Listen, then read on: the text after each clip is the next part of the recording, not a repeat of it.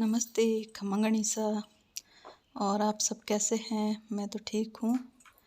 और बस ये सुबह की जद्दोजहद के साथ आज 3-4 दिन हो गए, कपड़े गीले ही पड़े हैं। मतलब तो ये कभी तो मैं यहाँ बाहर सुखाती हूँ, फिर वापस लाती हूँ, फिर अंदर सुखाती हूँ, तो यही चल रहा है इनके साथ। तो आज जो सूखे सूखे हैं वो तो मैं समेट लेती हूँ, और जो बाकी गीले हैं उनको वापस तनी पे डालना है। और अभी सर्दियों में तो बस सबसे बड़ा मेन काम ये बिखेरा समेटने का ही हो जाता है। गर्मियों में तो फिर भी इतना नहीं होता, और सर्दियों में तो रज़ाइयाँ, कंबलें, चादरें, गर्म कपड़े, इन्हें समेटते समेटते मतलब आधा दिन तो ऐसे ही पूरा हो जाता है। तो ये बस ये बच्चे गए स्कूल और मैं लग गई थी ये समेटने में ही। तो समेटते समेटते आज समेटने में बहुत टाइम निकल गया, क्योंकि मेरे क्या तनी खिड़कियों पे और सब जगह गीले सीमे हुए कपड़े सब पड़े हैं। तो अब उनको भी वापस से कहाँ जमाना, क्योंकि अभी भी मौसम खुला हुआ नहीं है। तो बस यही चल रहा था। और आज ऐसे ही थोड़ा सा मन भी ऐसे ही था, तो इस हिसाब से आज मैंने सोचा आज वॉइस ओवर से ही अपन वीडियो शेयर करेंगे। और क्योंकि कभी कभी मन ऐसा लगता है, मतलब कुछ बातें ऐसे मन में आती है कि अपन बोलें। कभी कभी तो मेरा ऐसा मन करता है कि किसी से कुछ भी बात नहीं करे, और कभी कभी ऐसा मन करता है सिर्फ मैं बोलूं और अगला सुने।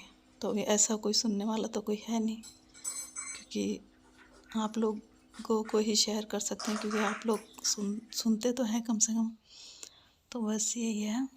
और यहाँ मैं ये मेरे एक लहंगा नया था, कटिंग करी है इसकी, मतलब ये कलियाँ वगैरह सब जोड़ ली थी।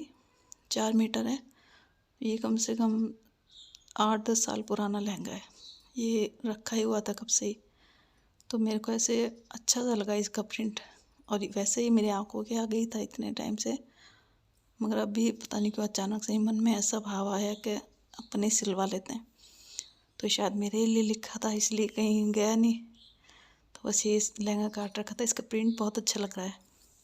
अभी ये फ्लावर प्रिंट वाले चल भी रहे हैं, तो इसलिए मैंने सोचा चलो नई उसी कैटेगरी में ही आ गया है, तो इसलिए मैंने इसको कटिंग कर ली थी।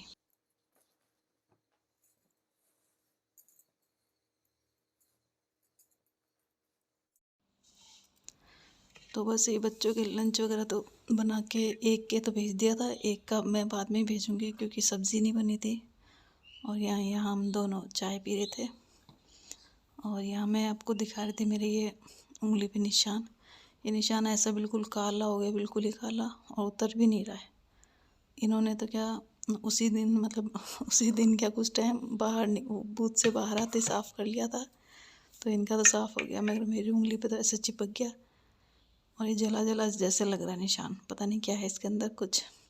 और जितने में दूध वाले के हॉर्न की आवाज़ आ गई थी, तो मैं भागी भागी क्योंकि दूध लेने चली गई, क्योंकि दूध वाला क्या, मतलब 5 सेकंड भी वो नहीं रुकता, वो हॉर्न पे हॉर्न दिए जाता है, तो हमको हॉर्न सुनते ही भागना पड़ता है। और हमारे दूध लाने की बड़ी लड़ाई है, मतलब दूध न लाने की लड़ाई है।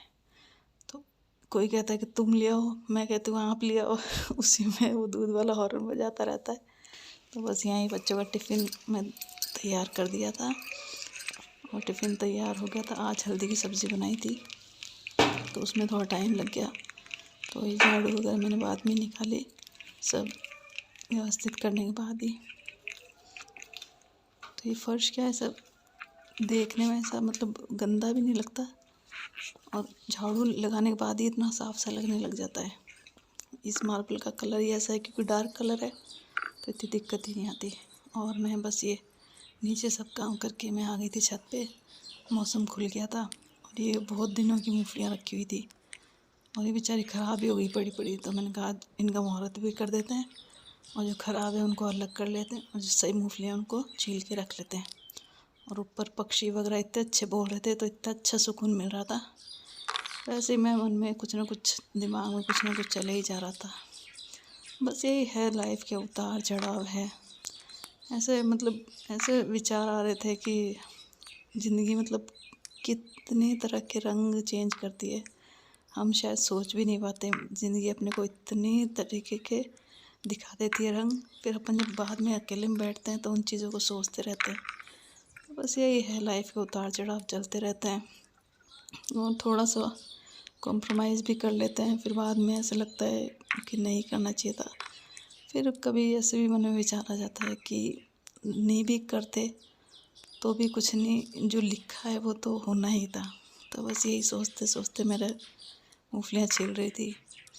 अब यही अकेले बैठते बैठते कुछ ना कुछ मैं सोचती रहती हूँ। मन भारी होता है तो फिर ऐसा लगता है अकेले ही बैठे रहें, किसी से कोई बात नहीं करें, खुद अपने से ही बातें करती रहती हूँ बैठी बैठी।